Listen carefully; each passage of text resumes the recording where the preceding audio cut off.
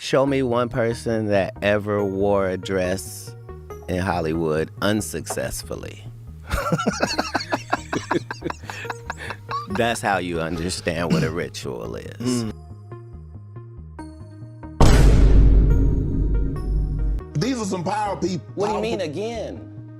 These people are not powerful. Satan can't create anything. That includes blessings for his people. That's why, you know what the #1 job of somebody that sold their soul in Hollywood is? What? Is to act like it didn't happen. They all do the same job. Shaboozey has completed the humiliation ritual. Look what the hell he got on. Not Shaboozey. They didn't turn Shaboozey to Shaboozey. Shaboozey, how you feeling, man? Feeling amazing. I'm feeling great, man. What are you wearing? Who are you wearing? Shaboozey, say hi to Esquire. Shaboozey, can you step out a little bit? I had seen that word transgender was Baphomet, the transgender. In the ritual of Baphomet, the transgender, to show allegiance to him, you had to kiss his ass ring. So I knew that both of those things would become popular in the future. Did Shaboozey really take part in a humiliation ritual at the Met Gala? Let's talk about one of the most unexpected controversies to come out of this year's Met Gala. It's not a fashion drama. It's not a who wore it best debate. We're talking about the rising star Shaboozey, whose turquoise cropped suit with matching pants and a delicate beaded chest chain sent the internet into a frenzy, but not just for the reasons you might think. While the outfit itself fit the Met Gala's reputation for bold, experimental fashion, what really caught people's attention was how visibly uncomfortable Shaboozey looked in his photos. Viewers quickly picked up on his stiff posture, the forced expressions, the way he seemed awkward under the camera flashes. And in no time, the speculation took a darker turn, with many online connecting his discomfort to a long-standing theory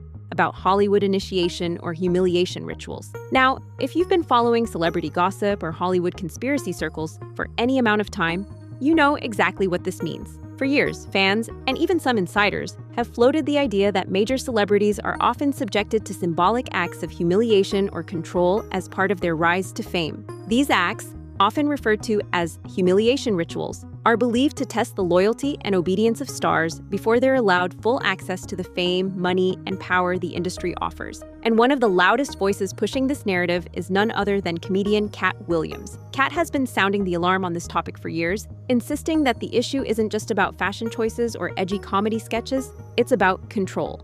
He's repeatedly pointed out how often Black male celebrities are pressured to wear dresses in movies, TV shows, or onstage performances. And according to Katt, this has little to do with pushing boundaries or making people laugh, and everything to do with sending a message that these men will comply with whatever the industry asks, no matter how emasculating or humiliating. You might remember Katt bringing this up on various platforms, including his now famous interview with Joe Rogan. There, he explained that the real concern isn't just about who's wearing a dress, but why they're wearing it. Are they doing it willingly, or are they being subtly, or not so subtly, pressured into proving their submission? Katt paints a picture of an entertainment industry that demands loyalty, that tests stars with these symbolic acts, and that ultimately controls who rises and who falls based on whether they play along. This idea has caught fire online, spreading far beyond Katt's own interviews. On social media, fans now connect a wide range of bizarre celebrity moments to the theory of humiliation rituals. Think about Sam Smith's inflated balloon costume that left people scratching their heads,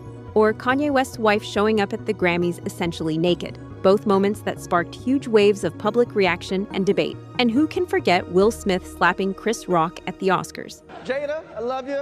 G.I. Jane 2, can't wait to see it. Uh-oh, Richard. Oh, wow. Wow. Will Smith just smacked the shit out of me. Some viewers see these incidents not just as personal or artistic choices, but as carefully orchestrated moments of public spectacle, designed to humiliate, to stir controversy, or to symbolically pay dues to the industry's hidden power players. To understand where this theory comes from, we need to look back at some key figures who've publicly resisted it. Dave Chappelle, for example, famously walked away from a $50 million deal at the height of his career.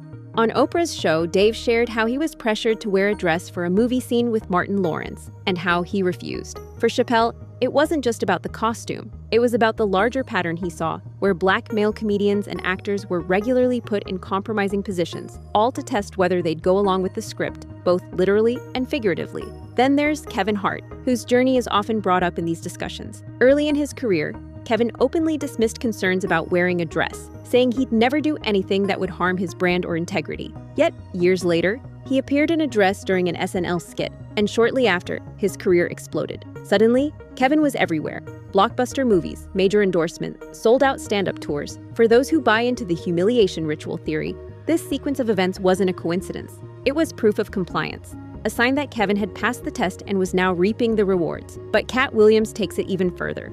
He doesn't just stop at the symbolism of dresses or public scandals, he ties these rituals to alleged occult practices within Hollywood. According to Katt, the rise of certain symbols, like the Baphomet, often associated with occultism, or the sudden cultural obsession with calling people the GOAT, meaning greatest of all time, isn't random. He argues that these symbols reflect deeper, hidden agendas connected to control, power, and even spiritual manipulation. It's a theory that blurs the lines between pop culture analysis, conspiracy, and commentary on the entertainment industry's dark side. Of course, not everyone buys into this narrative. When it comes to Shaboozey's Met Gala outfit, for example, plenty of fans have jumped to his defense. They point out that the Met Gala is all about avant-garde fashion and high-concept looks. Shaboozey's turquoise cropped suit and chest chain, they argue, was simply a nod to Black style traditions, especially the long history of Black dandyism, a fashion movement where Black men embraced bold, elegant, and sometimes flamboyant styles as a form of self-expression and cultural pride. For these defenders, reading deeper meaning or ritualistic intent into Shaboozey's outfit misses the point entirely. It's just fashion. And sometimes fashion makes people a little uncomfortable, especially under the glare of the world's cameras. But despite these defenses, the theory that Hollywood is packed with hidden symbols and rituals isn't going away anytime soon. Many online commentators argue that the Met Gala itself feels ritualistic, from its exclusive guest list to its elaborate themes to the sometimes bizarre, often highly symbolic outfits worn by celebrities. For these critics, it's not just about what someone wears, it's about the entire system of submission, display, and control that supposedly underpins the entertainment industry.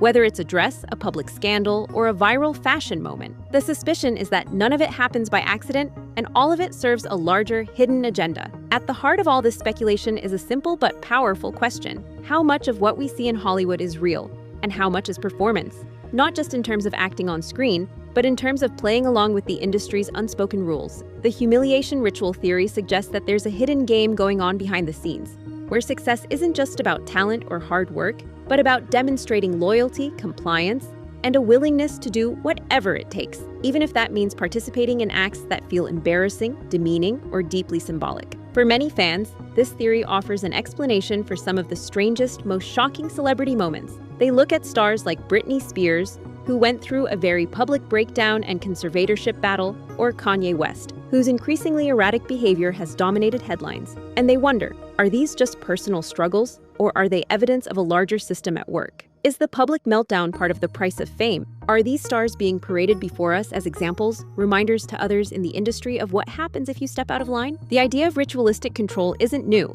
Historically, power structures have always used symbols, ceremonies, and public acts to reinforce hierarchy and loyalty. Whether it's royal coronations, political oaths, or religious ceremonies, rituals serve as a way to bind people to a system, to make them prove their allegiance in ways that go beyond words. Applied to Hollywood, the theory suggests that the entertainment industry isn't just about art or business, it's about maintaining a tight circle of control where only those who pass the right tests are allowed to truly thrive. This is where Katt Williams' commentary hits especially hard. For years, Katt has positioned himself as an outsider, someone willing to speak truth to power, even at the cost of his own career. He's openly acknowledged the personal and professional setbacks he's faced, from legal troubles to media smears, and framed them as part of the price he's paid for refusing to play along.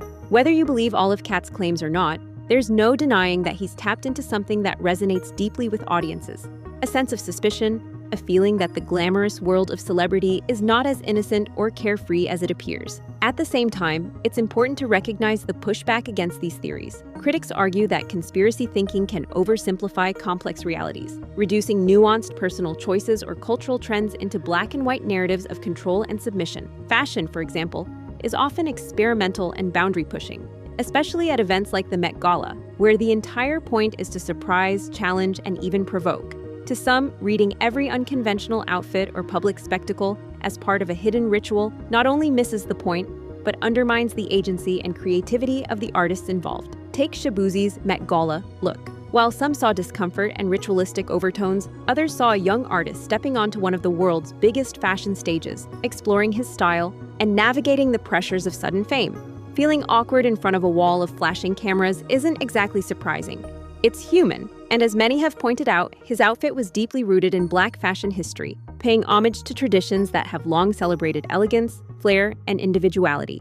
In this light, framing his appearance as part of a sinister ritual can feel not just misleading, but disrespectful to the cultural context he's drawing from. Still, the allure of the humiliation ritual theory lies in its ability to connect the dots between disparate events, to offer a framework, however speculative, for making sense of the strange, often unsettling world of celebrity culture. Why do certain stars rise while others fall? Why do some careers implode in scandal while others soar to impossible heights? Why do we so often see the same patterns repeat across generations, with young, promising talents seemingly chewed up and spit out by the machine? The truth is, the entertainment industry is an incredibly high-stakes environment where power, money, and influence collide in ways most of us will never fully understand. Behind every red carpet moment, every viral outfit, every shocking headline, there are layers of negotiation, compromise, and calculation.